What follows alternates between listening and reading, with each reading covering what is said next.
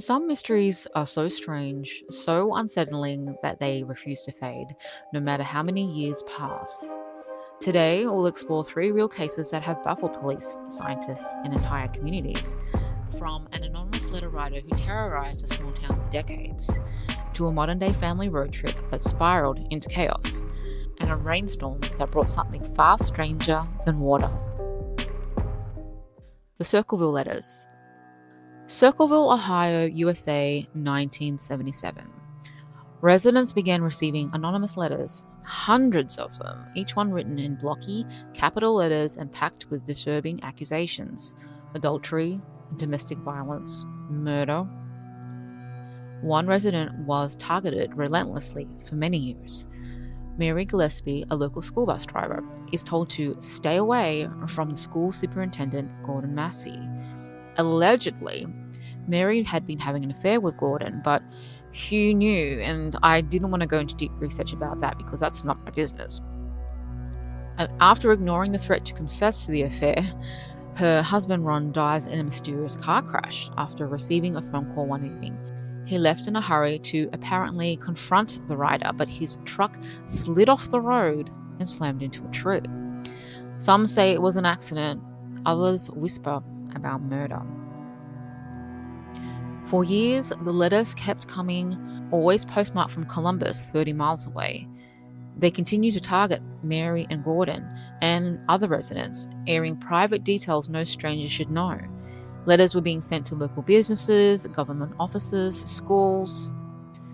In 1983, personal attacks on Mary escalated. One day, Mary stops her bus on the way to school to pull down a sign that was targeting her teenage daughter. The sign was tied to a box, which she takes home. Mary discovers that the box is rigged with a pistol aimed directly at her face. She survives, and the gun is traced to her former brother-in-law, Paul Freshour. Mary's late husband Ron had a sister, Karen, who was married to Paul. Paul's ex-wife Karen confessed to the police that Paul was the Circleville letter writer. She showed them evidence, discovering letters hidden throughout their house. She said that after Ron's death, Paul was upset with Mary about the supposed affair with Gordon. Denying the accusation and stating the gun was stolen weeks earlier, a failed polygraph test confirmed Paul as a liar. He's convicted of attempted murder, but while he's in prison, the letters keep arriving. Hundreds of them. How could this be? He had no access to pen or paper during his time in jail. He even received a letter himself while behind bars and in isolation. Paul's ex-wife Karen and her boyfriend were suspected in recounts of the story, but police never investigated them. A decade passed and the letters continued. This story was even featured on a popular TV show, Unsolved Mysteries, which I love. The show even receiving letters themselves. When Paul was released from prison on parole in 1994, the letters finally stopped. He spent the rest of his years denying his involvement and trying to get the case solved. Analysis of the handwriting on the letters and Paul's handwriting still suggests that Paul was the Circleville letter writer, but still, the mystery persists. To this day, the true author or authors have never been formally identified. The case of the Circleville letters may never be solved. The Tromp family road trip. Sylvan, Victoria, Australia, 29th of August 2016. This story starts on a Monday in Sylvan, a town just outside of Melbourne, Australia. Over the next few days, their road trip turns into something out of a psychological thriller. The Tromps, Mark 51 and Yokaba 53, and their 3 adult children leave their berry farm without phones, credit cards, or passports. They only carry cash.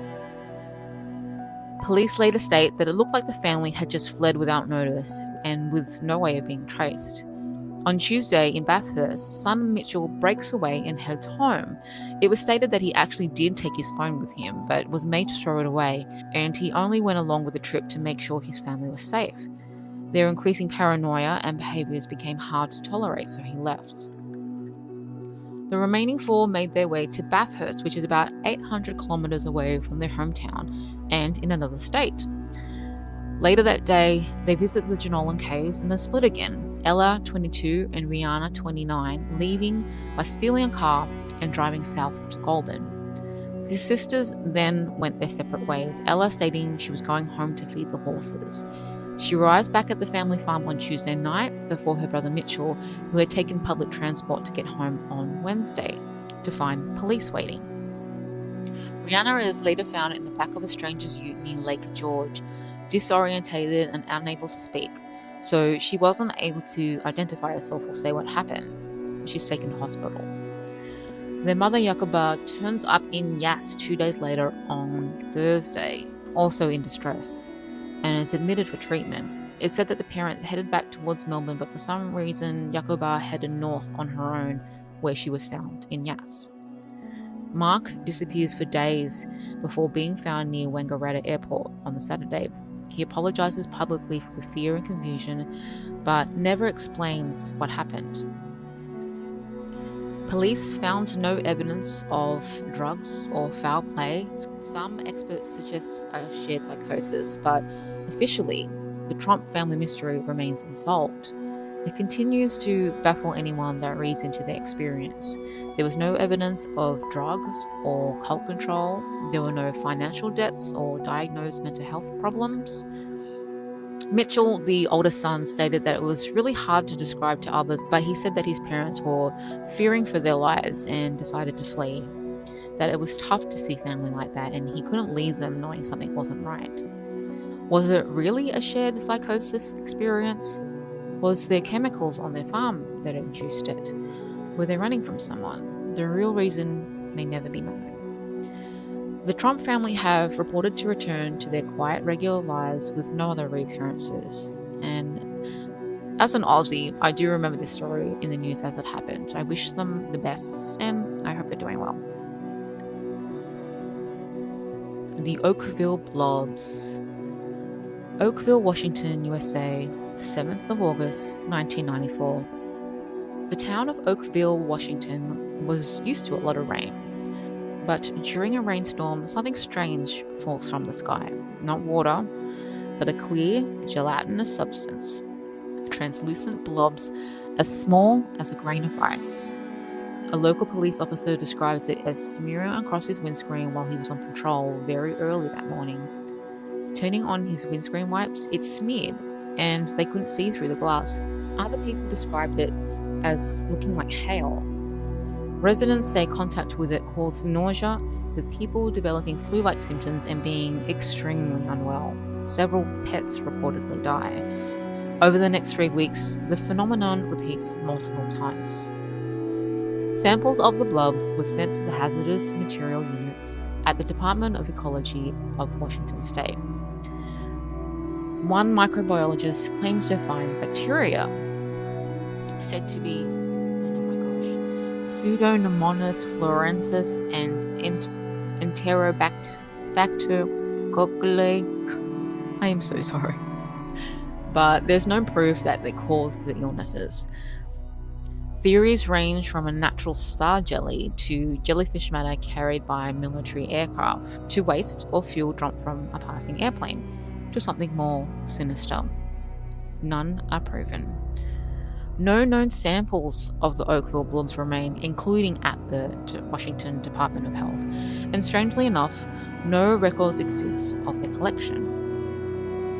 In April 2025, in a nearby community of Rochester, which is less than 10 miles east of Oakville, a resident named Ali reported and posted photos of clear blobs she witnessed falling from the sky during a rainstorm. Coincidence? Evidence? It's definitely strange.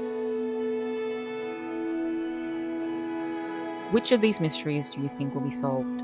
Or will they stay in the dark forever? Share your theories below. I'll read every comment.